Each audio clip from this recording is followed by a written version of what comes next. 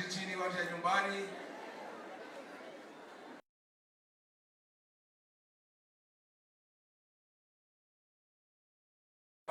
Kirinyaga sheri karibu hapa Madera.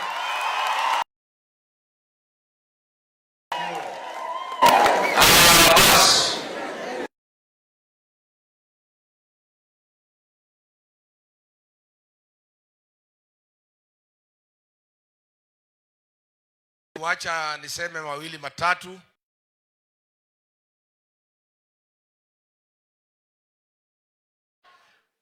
Ya kwanza, pole nimechelewa.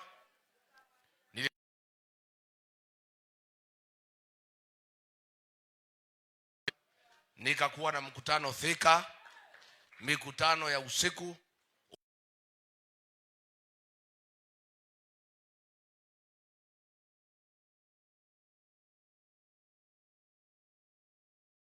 Mikutano mpaka karibu saa 10. Tena tukaamukia ingine kutoka saa 2 mpaka saa 5. Kwa sababu lazima mtu aende nyumbani. Kwa hivyo nasema pole, lakini mama Pastor Dorcas amekaribisha nyinyi. Mumekula vizuri? Si boma mnajua tangu zamani. Hata kama hatuna chochote chakula, kwa hii boma iko. Tena mama nilioa ni mkarimu. Si mchoyo. Ni mwari ya mwahuna. Mumekaribishwa vizuri. Basi watu ya nyumbani, ninajua mumekuwa mkilalamika ya kwamba tangu niingie hapa karibu siku 50. Munaona magari nakuja kutoka Kericho, kutoka Bomet, kutoka Narok, kutoka Kajiado, kutoka Kiambu, kutoka Meru, Embu. Mkaanza kuulizana, mbona kiongozi wetu anaita watu na hajaongea na watu ya nyumbani? Si ndio? Na nikaambiwa vile mnasema. Wala waniambia, nikaambia bana, mwambie watu ya nyumbani wanipatie nafasi nisikize wageni kwanza. Waniletee maneno yote. Ile maneno wataniambia nikuje niambie watu ya nyumbani. Si ndio mmekuja? Ndio nimwambie ile nimeambiwa. Si nyinyi mtanisaidia? Si watu ya kutegemea ni watu ya nyumbani. East or west? East or west? Hata Kasongo aliponifukuza ofisi, si nirudi hapa nyumbani? Na mkanikaribisha. Mkasema hata ukifukuzwa, hata ukiaibishwa, wewe ni mtoto we? Si mnikaribisha nyumbani? Sasa hii wa Munyoro jina yake iko juu, hapana iko juu. Na mimi nataka kwanza, kabla sijasema mawili matatu, wale viongozi wako hapa, ile list nimetumiwa. Hii ndio Madera. Na ndio yenye kusema. Na ndio yenye kuamua. Si ndio? Kwa hivyo mimi naongea na Madera yenye. Na nyinyi mkiamua maneno imekui. Si iko namna hiyo? Kwa hiyo viongozi wale mmefika, nasema asante. Mimi naheshimika sana. Kwa miaka mingi nimeita nyinyi, mmefika hapa. Kabla hata sijasema chochote, wacha mimi nitoe shukrani kwa niaba ya familia ya Gachagua. Nyinyi viongozi wa Madera mmefanya hii boma ya Gachagua kuheshimika. Mulisaidia ndugu yangu marehemu Derito Gachagua mwaka wa 2002 akakuwa mjumbe wa Madera. Nataka niseme asante. Nyinyi wenyewe mwaka wa 2013 nikakuja tukafanya kazi na nyinyi. Si tulifanya kampeni na nyinyi? Tukasukuma Derito Gachagua, mkampatia 58,000 votes kutoka hapa Madera, akakuwa governor wa Nyeri. Nataka niseme asante. Mimi ndugu yangu alipoaga, mkaniuliza ya kwamba hilo pengo nishikilie, na mkaniambia nisiende kusimama governor, mngetaka kwanza nianzie Madera. Hapa 2017 mkanisaidia, nikapata 54,000 votes. Nataka niseme asante. Hapo mbeleni, kabla nirudi niendelee na kazi nilifanya, Kasongo akanitafuta. Akasema niwachane na Madera, akakuja Karatina. Akaomba nyinyi ruhusa, si ndio? Akasema hii Rigathi ni mtu mzuri, ni kiongozi yako na maono, ni mtu amejitolea kusaidia Kenya, ni mtu mwerevu, na mimi naona hii safari ndio nikuwe rais, mnisaidie akuwe running mate yangu. Si alisema pale Karatina? akaomba ruhusa, mkakubali, tukamsaidia akakuwa rais, si ndio? Hapo tukifika mbele ametupiga teke, ametusaliti, ametuangaisha, ametutukana, lakini hiyo ni sawa, si ndio? Sisi tunamwambia ni sawa. Lakini hata kabla sijasema mawili, wacha kwanza nijue vile mnakaa hapa. Najua labda mlibadilika bila mimi kujua. Unajua mimi bado unaona nyinyi siku mingi. Unajua tangu nilifukuzwa niliona aibu hata kuongea na nyinyi. Kwa sababu mliniuliza, hii Ruto unamjua vizuri? Nikamwambia ninajua yeye. Si mliniuliza? Mkaniuliza hii Ruto unamjua vizuri? Nikasema ndio. So ametuaibisha, ametudhalau, ametuonesha madharau mbele ya dunia nzima. Nikaona haya kukutana na nyinyi. Na wale donisi ya modro maikora koke. De no kijana tutoke alie. Ni donisi onesi adira. Nilikuwa na aibu. Hata mimi nilishindwa hata kusimama Karatina kwa soko.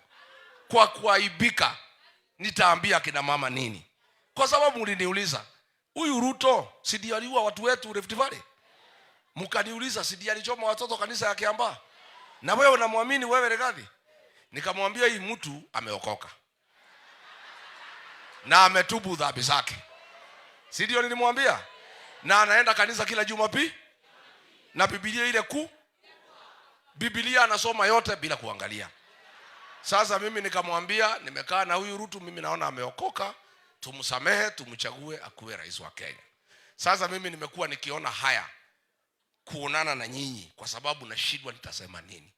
Kwa sababu nitamwambia huyu Ruto hakutaka mimi nikuwe deputy president. Na angewacha mimi nikae Mathira, tungekuwa tumeendelea vizuri. Si kazi nilifanya? Kama vile hakuwa na haja na mimi, angeniwachia watu ya Mathira niendelee na kazi nilikuwa nafanya. Tangu niende kazi ilisimama haijasimama. Isipokuwa ile kazi nilianzisha hapa. Nimeona hii kijana akijidai ati Ruto kuna kazi amefanya. Hata Ruto alikuwa hapa State Lodge anadanganya watu atayari jenga hii barabara. Ni muongo si muongo? Hii barabara kutoka Maroa, Gatung'ang'a, Shieni, Hirega, Kiamariga, kwa Mukaburu, kwa Wamboi, Iruri. Sio barabara nilipewa na Rais Uhuru Kenyatta mwaka wa 2021. Ikaanza nikiwa mjumbe. Sasa huyu kijana ya Ruto kuna kazi amefanya hapa? Kazi nilianzisha ya Slaughterhouse. Barabara kutoka Slaughterhouse kwenda Ragati, kwenda Karura, kwenda Gaikoyo, kwenda Kihore mpaka Kabiroine. Ilisimama haijasimama? Kazi nilipanga from Unjiru kwenda mpaka Ragati, imesimama haijasimama? Sasa kazi nyingine nimefanya ya barabara ya kutoka pale Kanyama kwenda Gandu. Si mimi nilipanga? Barabara kutoka pale ukipita Kangosho hapo Mwanda kwenda Daroine mpaka Dimaine. Si mimi nilipanga? Maji nilipanga ya kusaidia watu ya Ruguru, watu ya Kirimuko. Ilikuwa haijakwama? Iko kazi Kasongo amefanya hapa? Kazi Kasongo amefanyia watu ya Mathira tu ni kazi moja, kufukuza Rigiji kwa kiti. Iko kazi nyingine amefanyia watu ya Mathira? Hiyo ndio kazi pekee yake amefanya. Kwa hivyo mimi niseme watu wangu, mimi niko na shukrani kwa nyinyi kama viongozi, kwa ile mumesimama na mimi. Hata nilipopata matatizo hamkuwa na haja na kiti yangu, mlikuwa na haja na mimi kama Rigathi Gachagua. Na ndio nisikia pale Masishi captain nikiambia Kasongo, nikamwambia ulinitoa kwa kiti, lakini kunitoa kwa hii roho ya hii watu haiwezekani. Unajua huyu Kimani Ichung'wa ambaye ameoa hapa Itiati, hapa Kiamsheru, si ndio? Si ndio ametoa bibi? Alimwambia Kasongo ati Wakikuyu hawana haja na kiti, hawana haja na mtu, wako na haja na kiti. Ati huyu Rigiji akifukuzwa wiki mbili, hata matanga hatapewa nafasi ya kuongea. Sasa ni mwaka mbili, Rigiji anavuma havumi? Si ndio mwenye kusema Kenya? Si ndio anaongelelewa na kila mtu, kuanzia president mpaka assistant chief? So mimi nasema nyinyi kama hamngekuwa watu wazuri, kama mlikuwa na haja na kiti yangu ya deputy president, mngeniwacha. Lakini hata nilipotolewa mumesimama na mimi na maombi. Nataka niseme asante. Nataka watu ya nyumbani niseme asante. Mimi najivunia ya kwamba ninapendwa nyumbani. Pia mumenipatia amani. Nimekuwa na wageni hapa siku 50, hamujakanyanga hapa kwa gate. Mumeniheshimu, nasema malizana na wageni, sikiza wageni. Na ndio nikasema nikimaliza kusikiza wageni niite nyinyi sasa tuongee, si ndio? Kwa hivyo mimi nataka nitoe shukurani kabisa kabisa kabisa watu ya nyumbani, na niseme sasa nimekuja kuambia nyinyi serikali ya 6 ndio mimi napanga nikiwa hapa Manyoro. Na nimuhakikishie, na mnanijua, si mnanijua mimi napanga na itapatikana, na hii jamaa ataenda nyumbani one way. Mimi nataka niseme, nataka kuambia nyinyi, na niko na uhakika tutafanya mkutano ingine moja hapa wa Munyoro kabla ya kwenda uchaguzi. Mkutano ya baada ya uchaguzi tutafanyia hapa Sagana State Lodge nikiwa rais wa 6 ya Jamhuri ya Kenya. Madera hoi! Madera hoi! Hii siasa nimeipanga na imepangika. Huyu Kasongo tumemfinya, analia kama panya imeshikwa na mtego, na hana pahali ya kupitia. Mlima imeenda haijaenda, mlima imeenda haijaenda.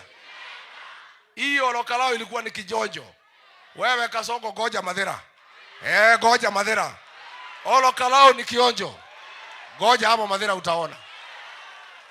Siasa ya mlima Kenya ile kali zaidi ni ya Madera, na Madera ikiamua, Nyeri imeamua, mlima imeamua.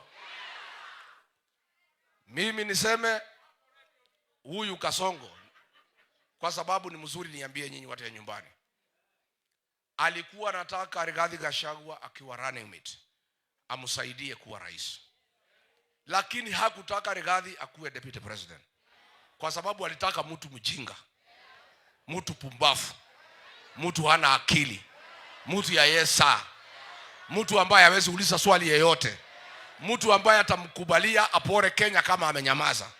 Na alikuwa ameniona, lakini akajificha, akaficha makucha. Siku uliona mngangano pale at 17 hours, ilikuwa ni sinema. Alikuwa ameamua ni mimi, lakini alikuwa anataka kuniangaisha ati ndio nikuwe nikimwabudu, ati alinisaidia. Yeye mwenyewe aliita huyu Soprano, akapatia yeye pesa kabla mambo ya running mate, akamwambia patia hii wabunge wote waseme ni wewe, na ni yeye. Sasa mimi sikuwa na habari, mimi naendelea kumtafutia kura. Alikuwa amekataliwa na kila mtu, mimi nasunguka na bebeleza Wakikuyu na msemo wachana na Uhuru, wacha tukae na huyu. Mimi niko busy nikimsaidia, yeye ananipangia huko nyuma. So lakini alikuwa ameamua ni mimi. Hiyo ilikuwa tu ni sinema, sarakasi. Anapatia Kindiki pesa, patia wabunge. Sasa mwisho akaambia Kindiki na Ichung'wa. Sasa ndio tumekuja kujua nyinyi hii mtu staki, lakini ndio tufike tunahitaji yeye, kwa sababu yeye ako na umaarufu ya kuongea na watu, ako na ulimi ya kuongea na watu, ako na bidii ya kuzunguka. Wacha tunyamaze, tumpatie. Tukishamuingiza nitapanga vile tutamtoa. Hii si maneno imefanyika ati juzi, ilipangwa hata kabla ya uchaguzi, kwa sababu alitaka mtu nongwe, mtu ambaye hakuna kitu anaweza sema. Mtu ambaye ataambiwa fanya hii, fanya hii, fanya hii. Sasa ndio aniangaishe, akaambia hii Kindiki, wewe nitakupatia docket ya interior. Kazi yako sasa ni kutengeneza maripoti ya uongo kuhusu Yuri Giji. Wewe Ichung'wa nitakupatia leader of majority. Uhakikishe wabunge wote wako na wewe, uwatoe kwa Rigiji. So mimi nimepangiwa pale, sina habari. Kindiki naita mikutano ya usiku, napatia wajumbe pesa. Ichung'wa naita wabunge. Huyu Kasongo kukiadikanwa kama ni jeshi, anatafuta mabarua, anaita wabunge ya mlima. Anasema, nyinyi wabunge ya mlima, niliambia Rigiji ampatie jeshi, amepatia nyinyi? Hapana. Ende msiulize, wachana na yeye, chukueni. Wambunge wakaanza kunichukia. Unaona? Anakaa ambia ma PS na ma minister, huyu Rigiji akipiga simu msichukue. Wabunge wakija kwangu tusaidie barabara, nikipiga simu haichukuliwi. Wabunge wakaanza kuona mimi ni bure. Yangu ikosa kuchukuliwa, wanakimbia kwa Kasongo, anapiga inachukuliwa. Akaanza kufuruta wabunge, akawafuruta. Huyu Kindiki kila siku ni mikutano ya usiku, akipanga vile nitatolewa achukue hii kiti. Sasa pahali Kasongo aliamua lazima atufukuze, ni uchaguzi wa kitu inaitwa IALA. IALA ni East African Legislative Assembly. Pale kulikuwa na viti 9. Hiyo viti 9 ikakuwa iende viti 4 kwa Azimio, viti 5 kwa Kenya Kwanza. Akapanga na Ichung'wa ati tukue na uchaguzi ndani, tuchague watu wetu 5 kabla ya kwenda bunge kupiga kura. Huyu Ichung'wa akakubaliana mtu ya mlima Kenya awekwe na mtu kutoka Ukambani. Ichung'wa akapanga na Kasongo. Wa Kalenjin wale wabunge wakaambiwa, msipigie mtu ya mlima, mpigie ile mtu ya Ukambani. Na sisi ndio wengi tumeenda pale Ikulu kwa uchaguzi. Kila mtu ameambiwa aongee. Tulikuwa na kijana anaitwa Karovia, akaongea, makofi napigwa na hiyo Kalenjin, inapigwa pa pa pa pa pa pa. Nikajua basi hakuna shida. Kura kupigwa, kuhesabiwa, Karovia ameanguka. Na kura ya watu ya mlima na ya Kalenjin is a majority. So mimi nikauliza Ichung'wa, what is this? Akajifanya ati hata yeye ameshtuka. Nikaona amefungia Kasongo jicho, kumfungia. Nikauliza Kasongo, imekuwaje tuko na viti 5? Sisi tulikupatia kura 47% ukuwe rais wa Kenya. Ati kwa viti 5 mlima haitakuwa na kiti moja? Akasema, si kura imepigwa wewe Rigiji. Sasa kama kura imepigwa nataka tufanye nini? Nikamwambia rais, lakini inaonekana watu yako ulipanga jama na hao wapigie yule mwingine.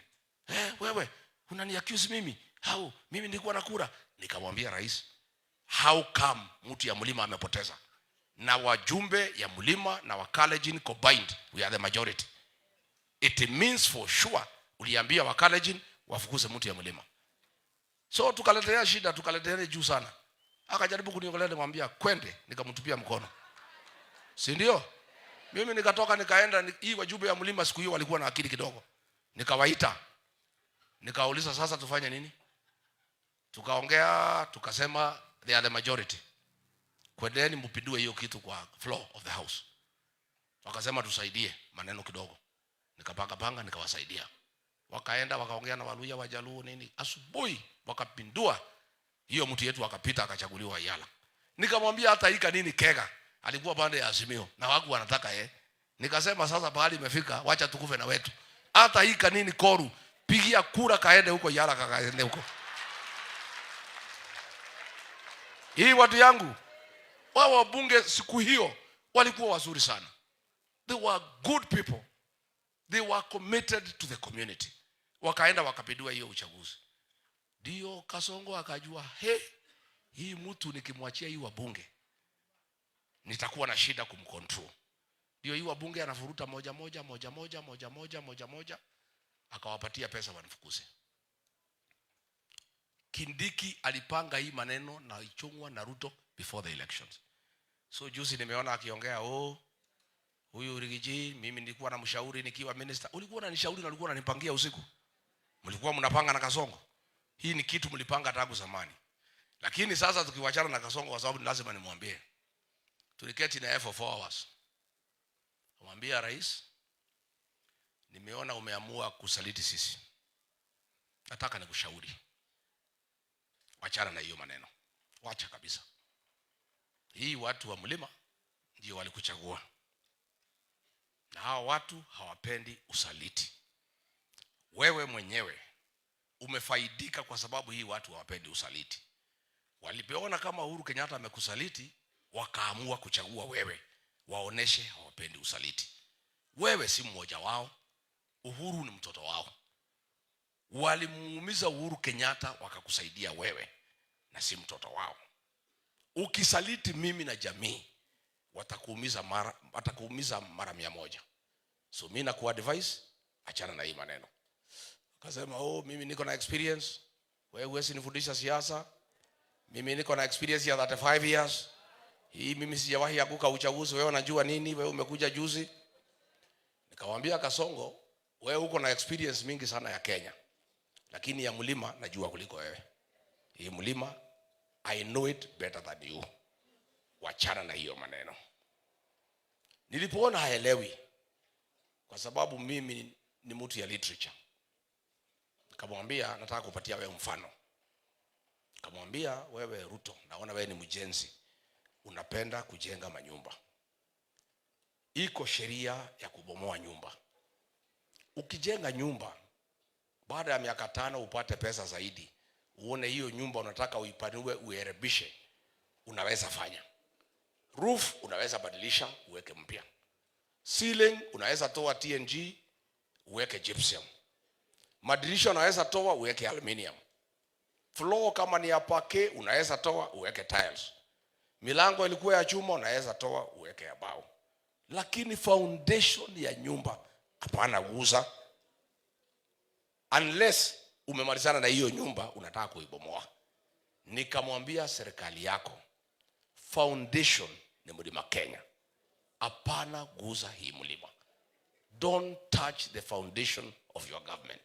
Na ukiguza hii foundation, hii serikali yako itaporomoka na utakuwa na amani na utakuwa one term. Nilimwambia siku hiyo. Akasema ati nikuwa one term. Nikamwambia ndio. Nikamwambia decision yako. Wewe uamu? Nikatoka nikaenda. Tangu nitoke, ako na amani. Ako na amani. Hapa mlimani alikuwa anatembea, watu wanamfurahia. Kuna mtu anaweza enda mkutano yake bila kulipwa. Pale Olokalau amefanya maendeleo ya 14.5 billion. Ametoa pesa taslimu 1.5 billion. Total 16 billion. Ameaibika hajaibika? Na bado hiyo kura 1500 si yake, ni hiyo kijana anaitwa Mushina. Alikuwa ofisi ya Keraho for 13 years. Kuna mtu alisaidia hapo, mwingine familia wakampatia. Kama hiyo kura ilikuwa ya Kasongo, hangefikisha kura 1000. Kwa hivyo mimi niseme, wewe Kindiki hapana sema ati ulijaribu kunishauri. Mlinipangia na Kasongo tangu mwanzo. Naye vile mlitupangia, tunapangia nyinyi. Si ndio tuko hapa? Mukugire ako leo. Mukugi ako leo. Hata sisi tunakupangia. Na we are working very hard. Na tunafanya kazi usiku na mchana. Sasa ile kitu ya kuhuzunisha ni kwamba huyu Ruto ameamua kutumia fujo kulazimisha watu wampigie kura. Hapa mlimani ametusumbua for the last 2 years. Kutuma wahuni kuharibu mali na kupiga watu. Pale jana Homa Bay watu wameuawa, watu 4. Wengine watu 20 wamejeruhiwa. Magari ya Linda Mwananchi karibu 7 imechomwa. Ati alazimisho Wajaluo wapende Sasa hata ndio ameharibu zaidi. Ile kura kidogo alikuwa naye Wajaluo yote imeenda. Hapa mlimani hakuna kitu. Kwa Wakamba hakuna. Pale kwa kina Sifuna na Wamalwa hakuna. Huyu mtu amekwama. Si ndio? Ya mwisho, mimi kwa sababu makosa ni yangu ya kuleta Kasongo, amehangaisha nyinyi, amehangaisha kila mtu. Nataka kuomba msamaha. Naomba msamaha. Munisamehe. Kwa sababu mimi sikujua. Lakini mimi saa nyingine nalia vile nimeweka watu wetu kwa shimo, vile Kenya imehangaika, na makosa ni yangu. Lakini saa ingine mimi najipatia nguvu, nasema kama alidanganya mabishop, mareverend, mapasta, hata huyu mke wangu, sasa mimi ni nani?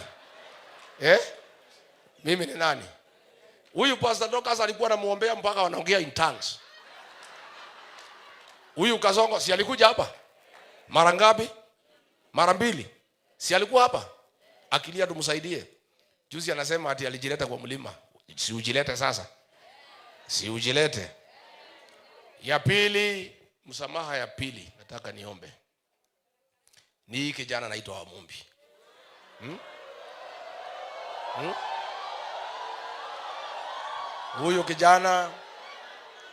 Huyo kijana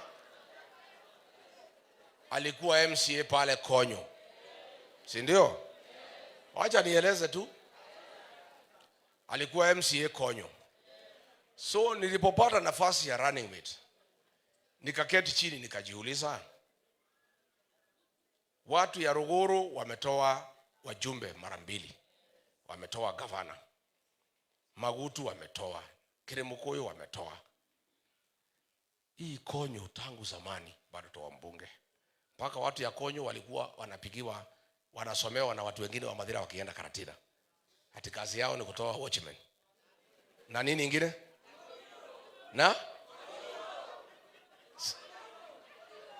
Na Gorino. So mimi nikakuwa muungwana. Nikasema vile Mungu amenipatia nafasi na niko na ushawishi na watu ya Mathira watalisikiza, nikaomba nyinyi kwa heshima tumsaidie huyu kijana. Mkakubali shingo upande. Si mlikuja kuniona? Mkaniambia hii kijana si mtu mzuri. Mkaniambia hii kijana mlikataa baba yake mara 3. Si kijana mzuri. So mimi na ujeuri wangu nikasema hapana. Acha hii kijana apewe. Kufika pale ameamua kuoa. Si ndio? Amekuja kwangu kama mzee, kama babake. Ameniambia msichana nimepata. Ni huyu. Si ndio? Akataka baraka zangu. So mimi nikamwambia vile umeniambia kiutamaduni unataka baraka zangu na nikuambie kama ni sawa, si unipatie muda nichunguze. Akaniambia chunguza. Nikaitana nikasema hii msichana anaitwa Mbeti kutoka Murang'a. Kwenda ati si msichana. Si msichana. Ni nini mama? Sasa mimi nikamwambia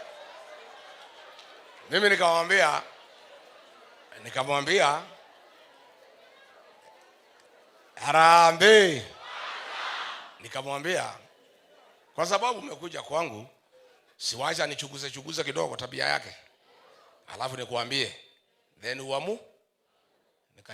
Nikachunguza, nikaletewa report karibu peji 40. History. Nikamuita.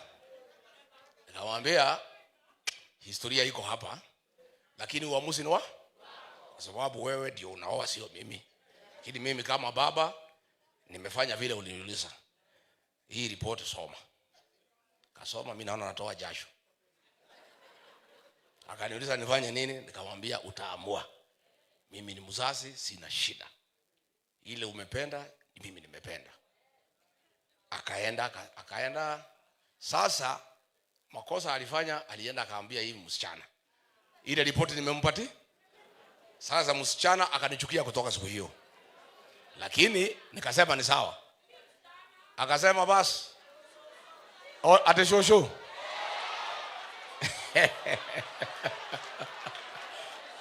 Sasa nikamwambia basi. Nikamwambia umeamua? Akaniambia nataka unipeleke tukatoe mali. Nikamwambia twende. Unataka nikusaidie? Ndio. Namna gani? Akaniambia lete kiasi. Nikaweka kwa basha, nikampatia. Akasema nataka uongee na Kasongo pia akuje. Nikaongea na Kasongo, tukaenda.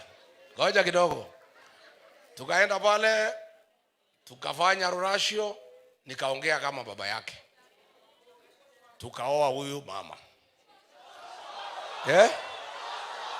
Ati shosho.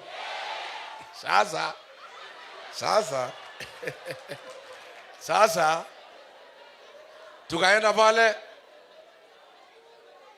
tukakaa hapo usiku mzima. Nilala hapo nikicheza dance na wamama the whole night. Hata huyu reverend aliona mapicha, nilikuta amefura usiku. Nilifika saa 10. Hii Wamumbi akafanya mimi ni dance na wamama mpaka karibu asubuhi. Ati ndio nionekane mimi ni baba ya. Nilichukua nacheza mpaka na Karen Nyamo. Sasa mimi nitafanya nini? Wamejaa pale. Wamejaa pale wanawake hawa, huyu wengine tabia yao inajulikana, lakini mimi nasema haidhuru. Acha tu. Sasa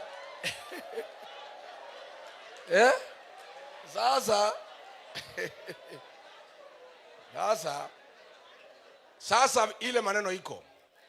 Kasongo kuamua kunifukuza. Wakalejini wakasema hatuwezi sign impeachment kabla Wakikuyu kusign. Wajaluo wakasema hatuwezi toa mtu ya mlima bila watu ya mlima kusign. Kasongo akasema Wamumbi mwenyewe mbunge wake ndio atasign kwanza. Ndio mjue ya kwamba hata kwao hatakikani. Sasa Wamumbi akaenda akaambia Kasongo, hii mtu amekataliwa nyumbani, hakuna mtu anataka kumuona, wacha tumfukuze. Wamumbi ndiye alisign list number 1. Nasikia? Bibi yake number 2. Yule ambaye nilienda kuleta kutoka Murang'a. Sasa kutoka hapo tumefukuzwa. Wamumbi amejitolea. Amesema hii mtu mimi ndio namjua. Nisaidie na maaskari. Nimuangaishe, nimfukuze kwa mikutano yake yote. Mimi nikienda mkutano Murang'a, Wamumbi anatuma askari wanatupiga. Wetima ACK Church pale Udhaya, hao askari walichinjiwa busi asubuhi pale Kamunyaka. Beti mwenyewe ndio wako jikoni. Wamumbi ndio wanafanya briefing ya askari wakuja waniue. Kufika pale akina mama wakaomba na watoto. Wao askari wakachanganyikiwa. Askari wakasema hatuwezi ua yeye ndani ya kanisa, wacha atoke tumuue nje.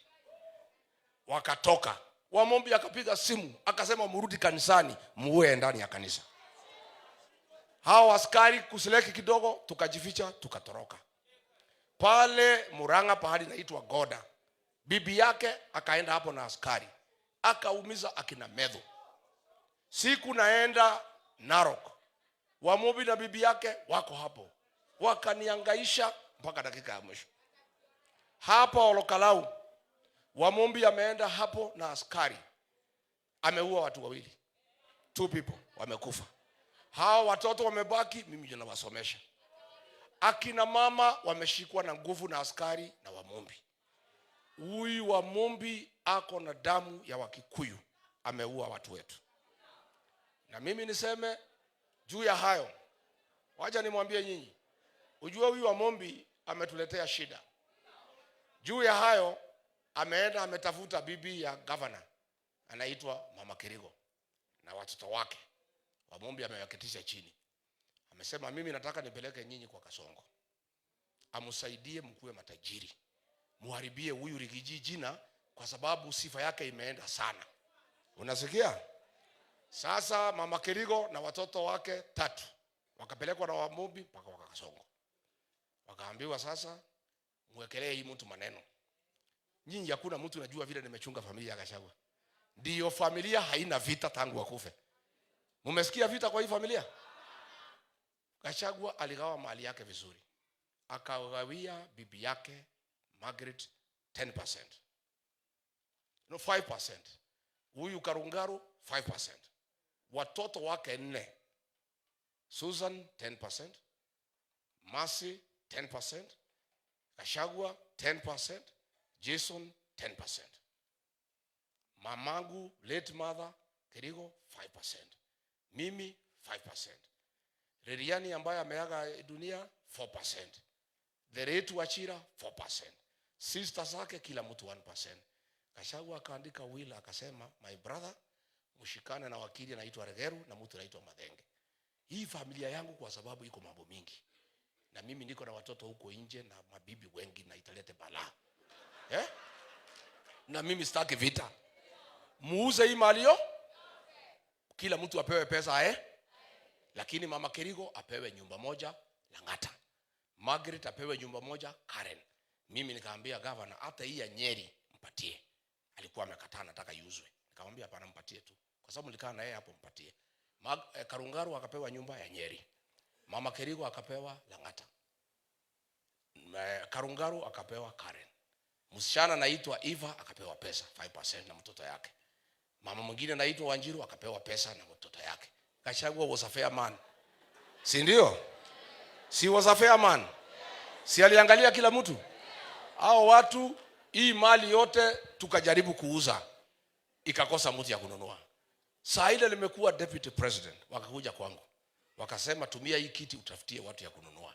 Nikatafuta watu, hizi vitu yote tukauza. Tukagawa pesa. Watoto wako na over 100 million. Bibi karibu 60 million kila mtu. Sasa wamekula pesa imeisha. Wamombi amewatafuta. Amesema hii mali yote iliuzwa, Kasongo anaweza rudishia nyinyi muuze tena. Unasikia? Na hii Kasongo kwa sababu ni muongo. Anadanganya hawa. Sasa saa ile tumekaa na mawakili, tumeandika report kwa gazeti, Kasongo ameaibika. Amekuta kujua ile mama aliletwa na watoto ndio wameenda na mali ya Gachagua karibu yote. Kila mtu amepata pesa yake, amepata mali yake. Wamombi ndio mwenye kudanganya Kasongo. Na hii Kasongo ni mtu pia sijui ni mtu ya aina gani. Ako na watu ya National Intelligence Service. Akipelekewa kitu na wanasiasa, kuliko achunguze, anakimbilia kusema, hii mtu amenyang'anya mabibi mali yao, watoto yatima itarudishwa. Kupata report wamepata mali yao. Mimi nimepata yangu 5% nilipatiwa na my late brother. Kila mtu alipatiwa haki yake. Na Gachagua alitupenda zote. Alipatia mabibi zake, watoto yake, ndugu zake na dada yake. Na hiyo ni haki yake kufanya vile anataka. Si mali ni yake? Si ni yeye alitafuta? Ikakwama. Hiyo Wamombi akarudi huko. Akaenda kwa Kasongo. Akasema hii mtu kwa sababu tumetafutia makosa imekosekana. Hajaiba mali ya mtu, hana kesi, hana chochote. Wacha tutafute maneno mengine ya kumpaka matope. Wakasema iko msichana anaitwa Maureen. Aliuawa na huyu Rigathi. Si ndio? Kuna mtu ajui Maureen hapa? Mama yake si rafiki yetu hapa? Huyu mtoto si mimi nilisomesha? Si mimi nimetafutia kazi kwa MCA? Kuna mtu ajui vile Maureen alikufa? Si huyu Jeridi alinipigia simu akaniambia amepigwa na gari pale. Wamombi ameenda ameambia Kasongo, hii Maureen Rigijili aliua. Kasongo hata bila kufikiria, hata bila kusema ichunguzwe, ndio huyo juu ya gari. Kuna watu wameua wasichana sijui nini. Hiyo maneno yote ni ya Wamombi. Lakini ya muhimu. Haya nimetoka hapo. Kwa sababu alikuwa mbunge wangu, nimemuonesha mambo zangu. Pahali yote nilikuwa nimenunua kashamba na muonesha. Meru namwambia hii shamba nimenunua. Hii ingine nimenunua hapa Kakure nimemuonesha. Hiyo report yote alichukua na pelekea Kasongo. Nilimwamini kama kijana ya nyumbani. Namwambia acha nikuoneshe niko na kashamba hapa, niko na hii, niko hapa, niko hapa. Hata ingine ni hapa Iroli ameonesha. Sasa ile tu imetuumiza, nilimuonesha pahali watoto yangu wanafanyia biashara. Saa ile limetoka ameonesha Kasongo. Kevin na Keith wamefukuzwa na GSU. Wamefukuzwa, wamerudi kwa nyumba. Wamenyang'anywa mali yao. So huyu Wamombi, mimi nasema naomba msamaha kwa sababu mlimchagua kwa sababu yangu. Kweli ama uongo? Katini ndamuulirie. Ya muhimu zaidi. Ametuaibisha kama watu ya Mathira. Ati watu ya Mathira wamepata kiti ya deputy president. Kiti haijapatikana. Na next kwa hiyo ni kiti ya rais. Ati mjumbe wamechagua ya nyumbani ndio mtu ya kwanza kutoa hii kiti nyumbani iende pale ingine. Sasa watu wananiuliza, hii watu ya Mathera kwani mnakaa namna gani? Tumeaibika sana kwa sababu ya Wamumbi na Wamatinga. Huyu Wamatinga si nini nimwambia mchague? Si mimi niliuliza nyinyi? Sasa niseme, nataka nimwambia, nimeita kumwambia nyinyi. Nimeita kumwambia nyinyi. Hiyo aibu Kasongo na Wamumbi wametia sisi watu ya Mathera. Tutasafisha. Tutasafisha. Njia ya kusafisha. Huyu Kasongo na Wamumbi walitoa bendera moja kwa gari. Mwaka ujao nitarudi hapa na gari na bendera 2 kama rais wa Jamhuri ya Kenya. And nimeita nyinyi nimwambie, I want to promise you. Nataka nimwambie na musikie. Rigiji amekubalika Kenya nzima. Ukienda Masaini hakuna mtu mwingine wanaongea juu yake. Sasa Wakalenjin wa Kipsigis wameniita. Walikuwa hapa. Naenda pahali naitwa Emurua Dikil tarehe 21. Tulikuwa na by election huko. Bila mimi kwenda huko, mtu ya DCP akapata 11,000. Na mimi bado kanyanga huko. Mimi nataka nimhakikishie siasa ya Mlima nimemaliza. Nairobi nimemaliza. Nation wa Masai nimemaliza. Nataka nimalize hii ya Kipsigis. Nikimaliza niketi na akina Kalonzo na wengine. Tuanze kuulizana nani ataongoza Kenya na ni kwa nini. Si ndio? Si iko namna hiyo? Niseme mimi nimesanya kula milioni 8 ya Wamasai ya Mlima. Nairobi niko na 1 million. Wamasai 1 million. For Kipsigis 600. Mimi karibu 12 million. So tuongee. Tujue nani ataongoza ke? Lakini nataka kumwambia watu ya nyumbani. Nyinyi mnishikilia hapa. Mtanishikilia? Mtanishikilia nyumbani? Watu wote wamefika hapa ndio nilipoti nataka kupea nyinyi. Wameniambia nisimame kiti ya urais. Si ndio? Wameniambia chama ni DCP. Wameniambia wasaliti wote wa jamii waende nyumbani. Huyu wa Mumbi asifikize kula 600. Ward maximum. Gabi apate kula 100 kwa kila ward. Si tuko na ward 6. Hapa Rogoro 100. Keremokoyo 100. Konyo 100. Iriaine 100. Karatina 100. Hakuna kitu watapata? Na Wamatinga waende. Ya mwisho, watu ya nyumbani. Hapa nyumbani mnasemaje? Nyumbani mnasemaje? Watu ya nyumbani mnasemaje? Mathera inasemaje? Bas, wacha tutangaze operation Fagia. Ya kufagia wasaliti, takataka ya siasa, kasia ya siasa. Harambee!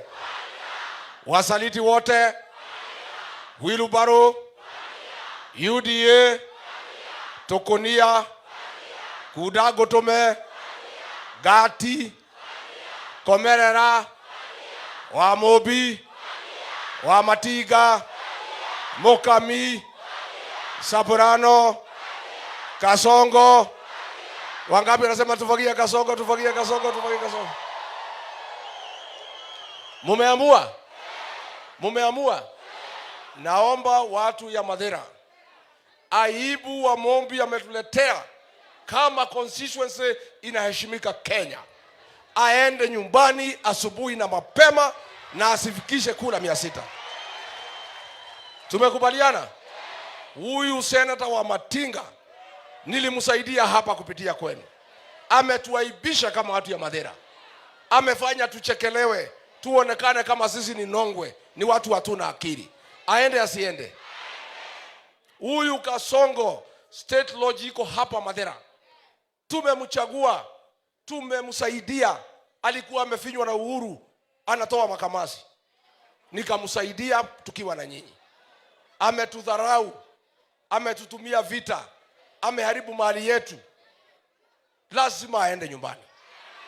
Aende asiende? Na mimi nauliza, 1992 Moi alitumia pesa hapa, alipata kura 800. 1997 akapata kura 911. Moi hakuua watoto, aliwapatia maziwa. Moi aliua mtoto? Aliua mtoto? Si alipea watoto maziwa? Sasa kama Moi na hakuua mtu, alipata kura 800.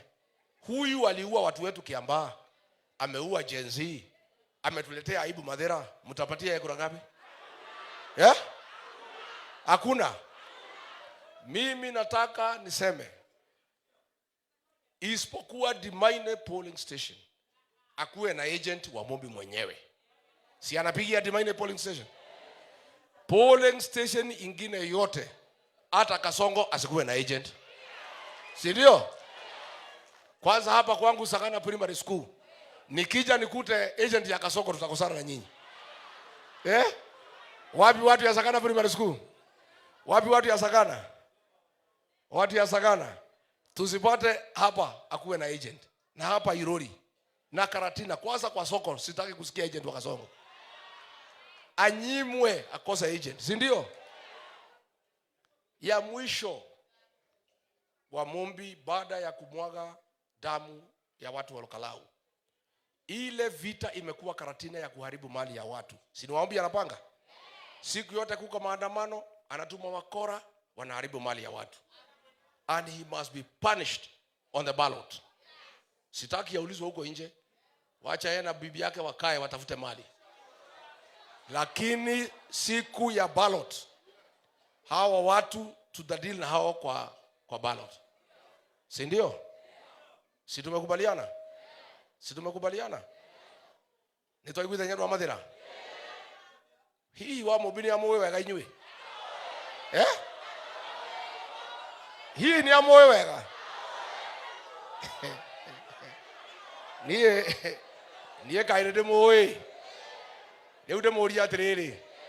Tondu kara ukurare marumere. Madhera ne marume kana githingithia.